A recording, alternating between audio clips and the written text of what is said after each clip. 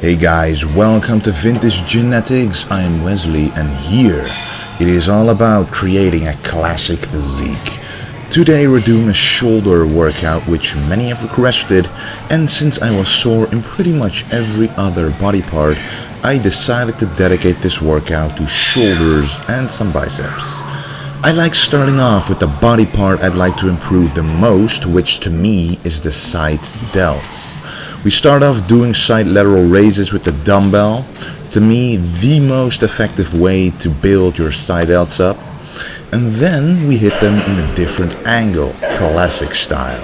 This is an exercise Arnold used to do as well.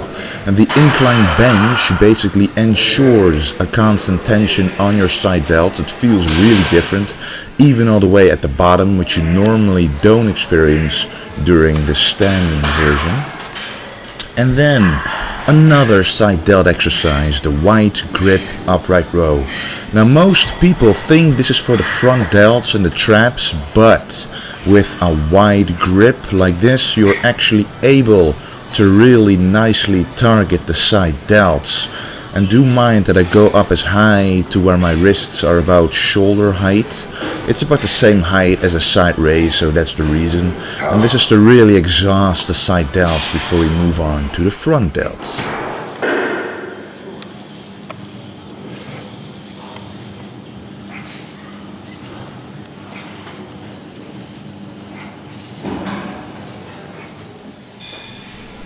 I like to pre-exhaust my front delts with an isolation exercise like this one, the front raises. I like the dumbbell version because it allows you to move your arm independently, and I like to move it inside a little.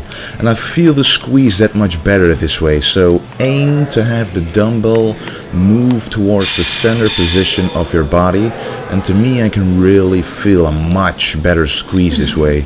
This also is a classic exercise done by a lot of bodybuilders over the years, and this to me is the best way to pump up your front delts.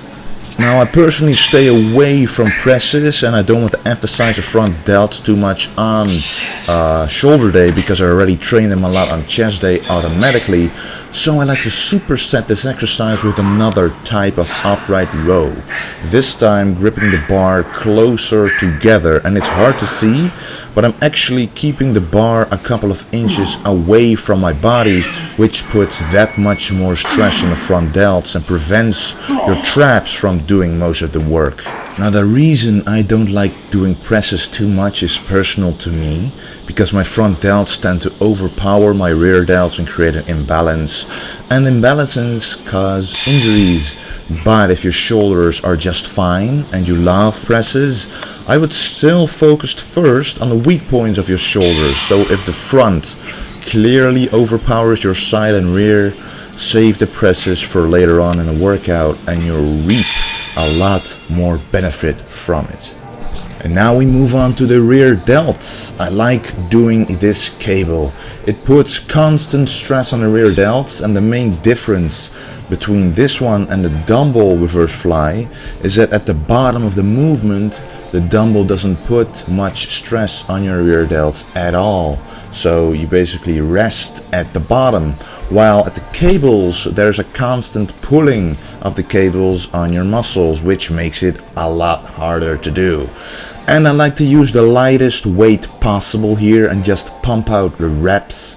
I don't like going under 12 reps. I actually prefer to stay at least at 15 or 20 reps, because a small muscle group like the rear delts really just needs a lot of blood flow, needs a pump, rather than a heavy weight.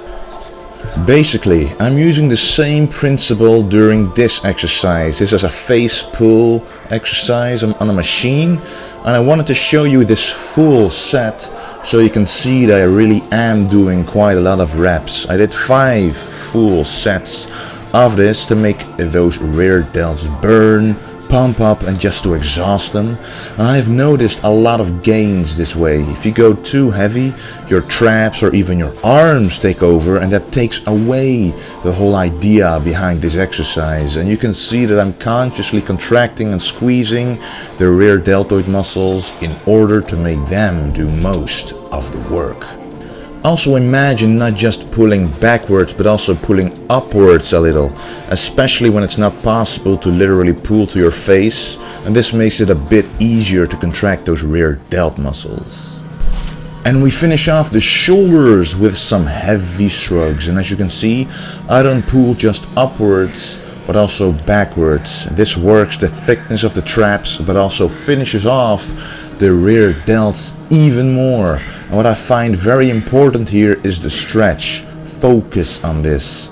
Too many guys go straight back up again, but you want to really feel the weight hang. Get rid of the momentum and purely use your traps to pull the weight up.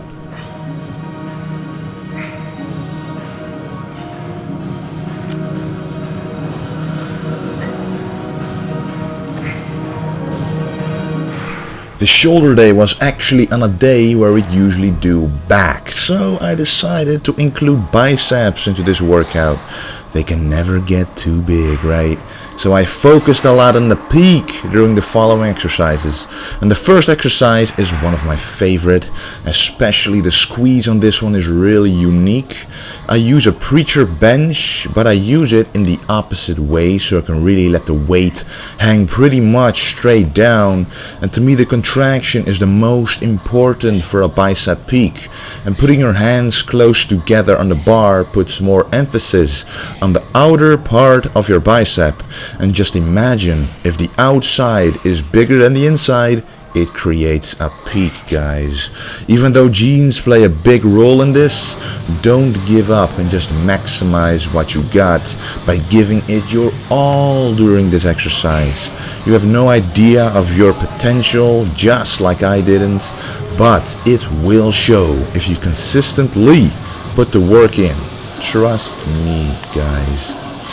Anyway, next up is another preacher exercise, but this time with a dumbbell.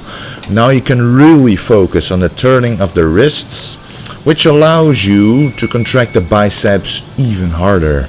And as your mind-muscle connection improves, you can feel minute details in your muscles. For example, I really can feel the outside contract more than the inside, even though my entire bicep is flexing, of course, but I can feel the stress on that part of the bicep just a bit more. Shifting the angle a bit, the position and the weight, and you can find out exactly what works best for you, as I did. So heavy weights don't work for me, light weights a lot of reps.